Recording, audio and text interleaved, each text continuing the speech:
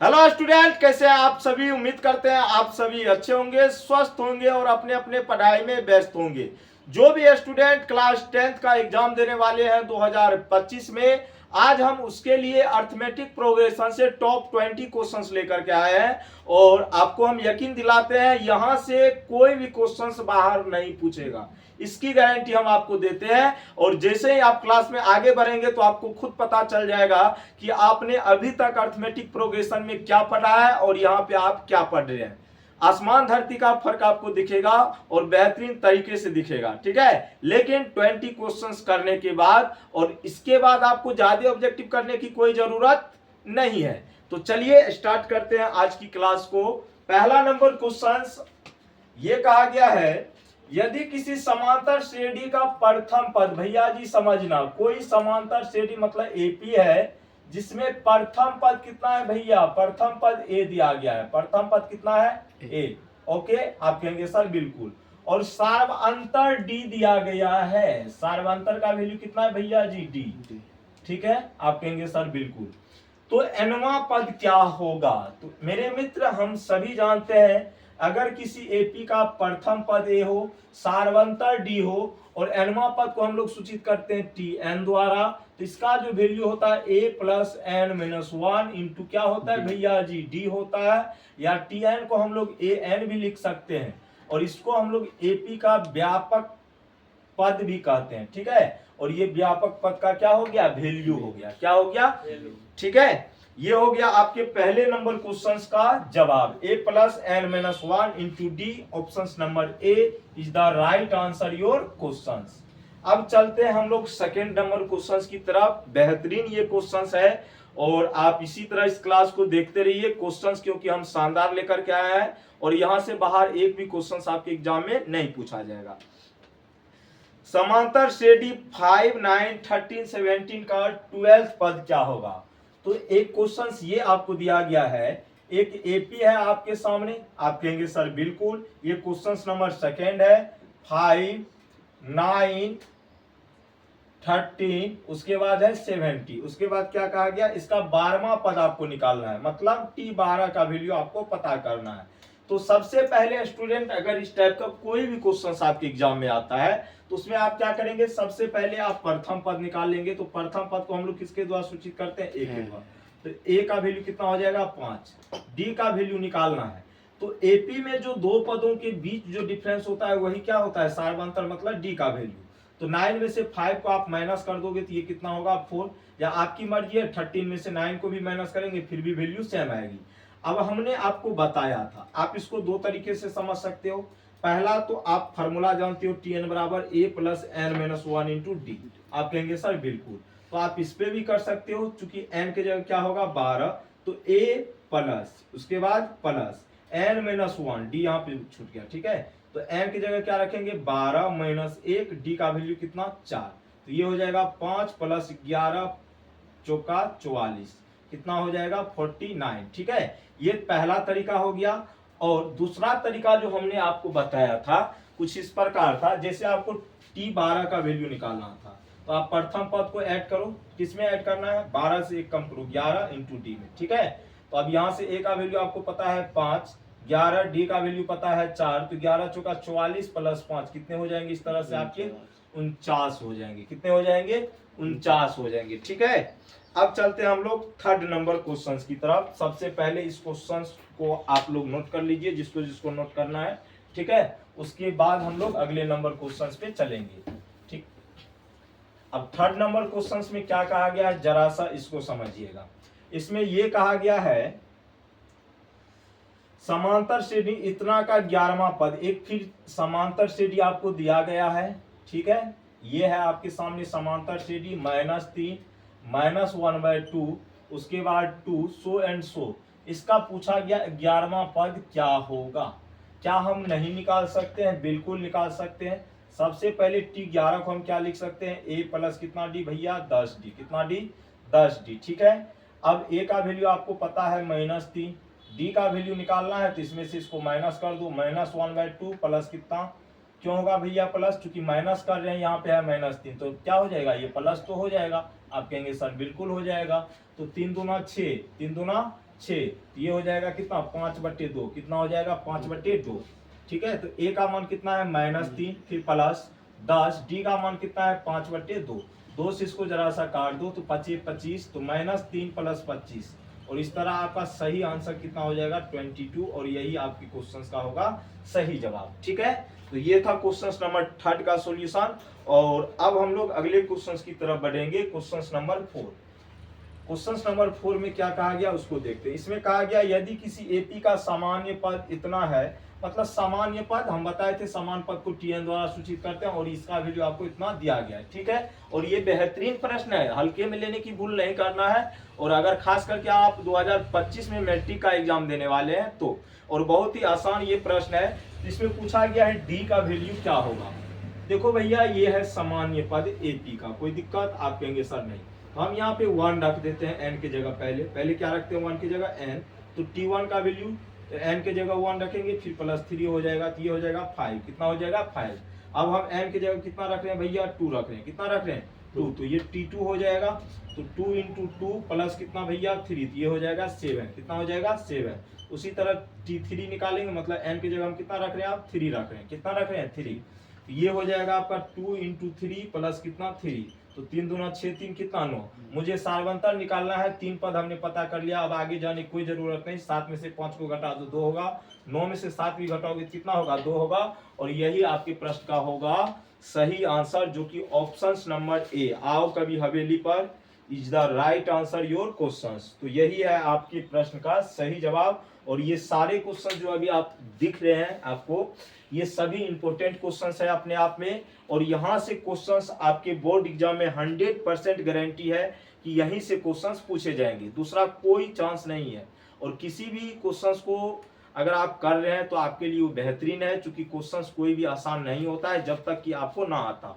अगर आपको कॉन्सेप्ट सही से पता है तो डिफिकल्ट क्वेश्चंस को भी आप इजी में हल करोगे, और आगे आपको देखने के लिए मिलेगा कि शायद आप पहली बार किसी क्वेश्चंस को पढ़ रहे होंगे। इसीलिए इस क्लास को बढ़िया तरीके से आंख को थोड़ा सा नमरा उमरा करके जूम कर करके देखना है, ठीक है, नहीं तो पता चलेगा इधर का उधर हो गया। अब आगे चलते हैं क्वेश्चन नंबर 5। क्वेश्चन नंबर 5 में क्या कहा गया समझिएगा। क्वेश्चन नंबर 5 में ये कहा गया है अनुक्रम इतना, एक अनुक्रम आपको दिया गया है √2, √8, रूट कितना है भैया 18। उसके बाद पूछा गया इसका अगला पद कौन सा होगा, मतलब क्या हुआ √18 के बाद जो जस्ट आगे पद आएगा उसका वैल्यू निकालना है। तो √2 को तो हम लोग √2 ही लिखेंगे, √8 को हम लोग लिखेंगे 2√2। ठीक है, कैसे लिखे बता देते हैं। और इसको हम लोग लिखेंगे 3 कितना भैया 2 लिखेंगे, कोई दिक्कत तो बोलो हाँ यार। अब जरा सा ये देखो यहाँ पे √8 को हम ऐसे लिख सकते हैं क्या, √2 × 2 × 2। ठीक है, ये 2 रूट कितना हो गया 2 हो गया। ठीक है, यहाँ पे हम लिखेंगे √18, क्या लिखेंगे बुआ √18 को हम क्या लिखेंगे 2 × 3 × 3। ठीक है, तो 2 को 3 में से 1 को 3 कहाँ आएगा बाहर, √2 रहेगा अंदर में। ठीक है, अब जरा सा आप ही बताओ, तो आपको ये पता चल गया होगा कि हमने ऐसे क्यों लिखा है इसको। ठीक है, आप कहेंगे सर बिल्कुल, थोड़ा सा हम चेक करने के आपको बता रहे हैं। अगर यहाँ पे 1 है तो यहाँ पे 2 हुआ, यहाँ पे 2 है तो कितना हुआ 3, तो यहाँ पे कितना होगा 4, अंदर में कितना होगा √2, कितना होगा वो √2। और यही पता करने के लिए हमने इसको क्या किया ब्रेक किया, क्या किया ब्रेक किया। और ये इसको अगर आप 4√2 को अगर रूट में लिखना चाहते हो ऐसे, ठीक है, जैसे ये था, तो देखो भैया सबसे पहले जाहिर सी बात है यहाँ 4 है तो ये क्या रहा होगा 2 × 2, और अंदर में कितना √2। और हम सभी जानते हैं जैसे ही कोई संख्या रूट से बाहर आती है तो यहाँ पे 2 में से 1 बाहर आता है, तो मतलब 2 बाहर है तो अंदर में क्या रहा होगा 4 गो, क्या गो 4 गो, क्या रहा होगा 4 गो, और 1 2 ऑलरेडी यहाँ पे रूट में है, ये कितना हो जाएगा √32। और यही आपके प्रश्न का होगा सही जवाब। ठीक है, ये था क्वेश्चन नंबर 5 का जवाब। अब हम लोग 6 नंबर क्वेश्चन को देखेंगे, और ये एक बेहतरीन प्रश्न है, ऐसा नहीं है कि इजी क्वेश्चन है। इसमें कहा गया है यदि किसी समांतर श्रेणी का, क्वेश्चन नंबर 6, प्रथम पद को ये द्वारा सूचित करते हैं, और ये दिया गया है P। ठीक है, उसके बाद सार्वंतर का वैल्यू कितना दिया गया है D, मतलब D से हम लोग सूचित करते हैं, इसका वैल्यू D के बराबर ही है। तो कहा गया AP का 10वां पद, मतलब T10 का वैल्यू हमें निकालना है। तो T10 को हम लोग कैसे लिखते हैं A+, 10 से कम करो 9, और D से इसमें करो मल्टीप्लाई। तो ए की जगह क्या लिखेंगे बउआ, पी, चूंकि क्वेश्चन में कहा गया प्रथम पद क्या है, पी है। 9, डी की जगह डी ए लिखेंगे, तो पी प्लस 9 डी आपके क्वेश्चंस का क्या हो जाएगा, सही जवाब आ जाएगा। ठीक है, और ये क्वेश्चंस आप इसको वीवीआई भी कर सकते हैं, क्योंकि देखो यहाँ पे कुछ भी नहीं है, सामान्य पद वाला जो फॉर्मूला होता है वही लगाया गया है, सिर्फ ये कह दिया गया है प्रथम पद पी है, तो प्रथम पद की जगह हम क्या रखेंगे, पी रखेंगे। उसके बाद डी की जगह डी ही होगा, क्योंकि सार्वंतर डी दिया गया है। चलो अगला नंबर क्वेश्चन को जरा सा देखना, क्वेश्चन नंबर 7 कहा गया यदि किसी एपी का प्रथम पद, मतलब ए का वैल्यू आपको दिया गया है 8, सार्वंतर 6 है, मतलब डी का वैल्यू है 6, तो आपसे पूछा गया है T10 क्या होगा, तो T10 को हम लिखेंगे ए प्लस कितना डी भैया, 9D, ए का वैल्यू कितना है 8, फिर प्लस 9 गुना कितना हो जाएगा 6, तो 8 प्लस 54 करेंगे, इस तरह से आपका आंसर कितना आ जाएगा 62। ठीक है, ऑप्शन नंबर कौन सा हो जाएगा, ए, आओ कभी हवेली पर is the right answer your question. Okay, अब हम लोग नेक्स्ट क्वेश्चंस को देखेंगे, क्वेश्चन नंबर 8, और 8 में क्या कहा गया उसको देखते हुए हम लोग आगे बढ़ेंगे, ऐसा नहीं कि उसको देखेंगे ही ना आगे बढ़ जाए। ठीक ना, तो क्वेश्चन नंबर 8 को हम लोग देखेंगे, और यहाँ पे कहा गया निम्नलिखित में कौन एपी में है, 4 ऑप्शंस आपके सामने दिख रहा होगा, और इसमें कहा गया है कौन एपी में है, तो एपी में मुझे एक ही ऑप्शन दिख रहा है, ऑप्शन नंबर सी, इसमें ज्यादा कुछ करने की जरूरत नहीं है। वैसे अगर आपको चेक करना है तो हमने बार बार आपको कहा है कि अगर किसी भी अनुक्रम को चेक करना है कि वो एपी में है कि नहीं है, तो उसके दो पदों के बीच का अंतर देखो, अगर अंतर समान है तो वो एपी में है, अंतर समान नहीं है तो वो एपी में नहीं है। आगे चलेंगे क्वेश्चन नंबर 9, इसमें देखो एक एपी आपको दिया गया है 0 - 4, उसके बाद -8 और -12 सो एंड सो, इसका सार्वंतर पूछा गया है, तो अगले पद में से पिछले पद को घटा दो, -4 - 0 करेंगे तो -4, और यही आपके प्रश्न का होगा सही जवाब। ठीक ना, तो ऑप्शन नंबर कौन सा हो जाएगा, सी फॉर काबुली चना is the right answer your questions. ठीक है, क्वेश्चन नंबर 10 की तरफ बढ़ेंगे, समांतर से इतना का सार्वंतर, समांतर से डी है 3/4, 5/4, 7/4, 9/4। अब इसका सार्वंतर आपको निकालना है तो आप निकाल सकते हैं, 5/4, 3/4, 2/4 मतलब 1/2 आ जाएगा, इसका सार्वंतर कितना आ जाएगा, 1/2 आ जाएगा। ओके, और एक और क्वेश्चन इसका है, बेहतरीन प्रश्न है 11 नंबर में, कहा गया यदि एपी का nवां पद an बराबर -1 पे पावर n हो, तो इस एपी का a3 पद कौन सा होगा, a3 मतलब n की जगह हम 3 रखेंगे, तो n की जगह 3 रख दो, -1 और n की जगह 3, तो -1 पे पावर ओड है तो इसका वैल्यू -1 होगा, और यही आपके प्रश्न का उत्तर भी होगा।